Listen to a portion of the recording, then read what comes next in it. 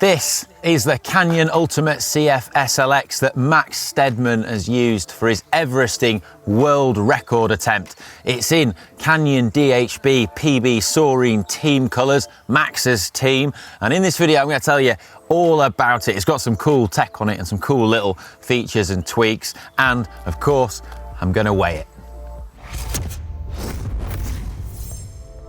So Stedman is a diminutive rider. He's a pure climber, and consequently he's riding a size extra small frame, and he's said to weigh just 52 kilograms. Now at the front of his bike, if we look at his cockpit, he's riding the Canyon all-in-one aero bar and stem, and I can see, because it's written on the side, that it's a 90mm long stem, and also it's 39 centimeters wide as well. Also got his out front mount for his Wahoo head unit, which he's been using to pace his ride.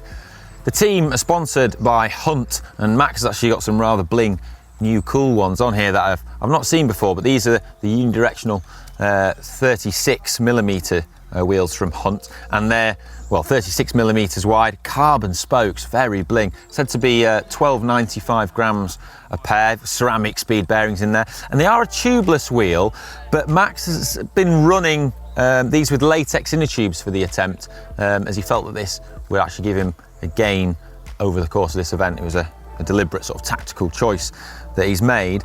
The tyres on these wheels are Maxxis High Road tubeless ready clinchers, although like I said, he has got latex inner tubes in there, and he's running 80 psi in the front and 85 psi in the rear.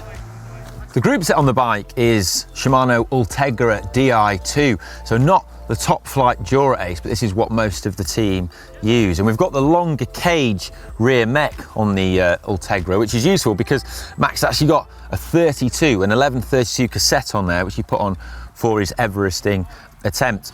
And the chain set's really interesting too. So instead of a standard 5339 or a 5236, Max has got a 36 inner ring, so easier than what he'd normally use. He'd normally go for a 39, and then a 54 outer ring.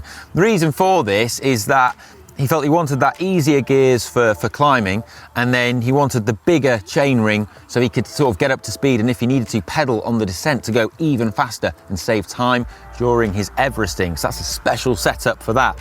Also, normally he'd run a 28 on the back as well, so special gearing. But the interesting thing is, and this shows you how tough Everesting is, he's actually got a spare bike right now, and this is the first time I've ever done a pro bike while someone is still doing a race that they were using this bike in, a GCN first. Pretty cool. But the reason is he switched off this bike and onto his spare bike because we actually put a compact chain set on his spare bike and an 1132 on the back as well. So he wanted that 34, that even easier gear, because I mean, Everesting is so hard, even for a really fast and talented pro climber. You know, it just goes to show.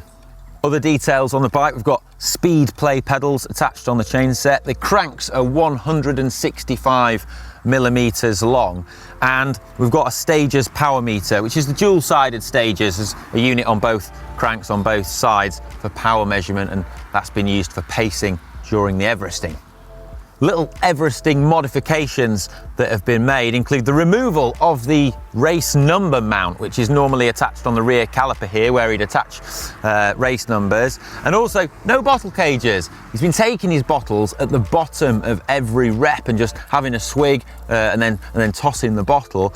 It's extra weight, isn't it? So bottle cages have been removed, and also the bottles as well. So he's actually covered up the bottle cage mounts for a little bit of aero with a little bit of tape, and you can see little tape holes just covering those up. And then also on the rear mech here, a little detail I've noticed on several pro bikes, this isn't specific to Everesting bikes, but a little bit of zip tie, a little cut zip tie, just to hold that Di2 cable in nice and tight.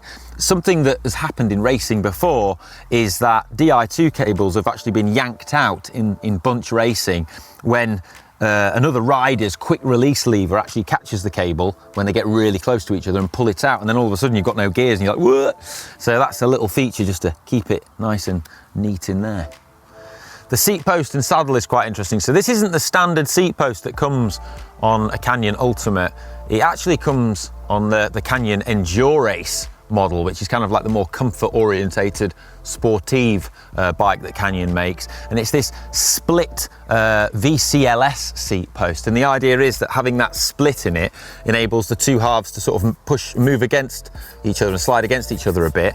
And that can give a bit more comfort in the rear end of the bike. Also, the saddle is clearly a very personal choice for Max, as it's not a standard stock saddle, it's a Bontrager Montrose. And this is a classic thing. We often see riders using the saddle that is the one that they get along with best. Saddles just can be so personal. Quite a lot of people watching this might be asking, why hasn't Max gone more extreme with his setup and more exotic? And there's a couple of reasons for that. Firstly, Max is a diminutive rider, and so his bike is pretty small and doesn't weigh that much anyway. And also, this is his race bike, this is what he's used to.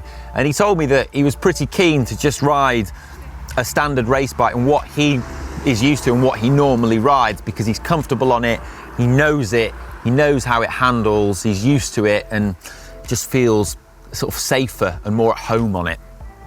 I am a big fan of the Canyon Ultimate frame. It's got to be sort of a modern classic. I think it's won a lot of Grand Tours, and this is the frame that, you know, Nairo Quintana rides, and Alejandro Valverde and Perito Rodriguez before it. But yeah, it's a proper climber's bike. And another nice little detail I've seen is just on the cockpit here, we've got some nice sort of heat shrink wrap to neaten up the Di2 cable that comes out of the front here, and then also the rear brake cable as well. It's just a nice smart detail, and a little name badge as well, M Steadman, just on the top tube. But let's weigh the bike and see what it's troubling the scales at.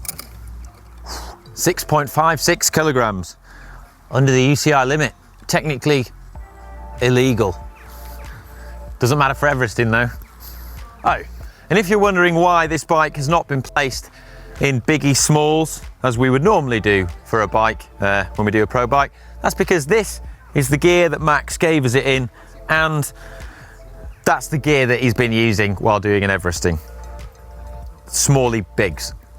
It's realistic, it's added realism. It's even got sweat on it from his Everesting attempt. That's pretty cool, isn't it? So there you have it. Max Steadman's Everesting bike. Let us know what you think of it in the comments section down below.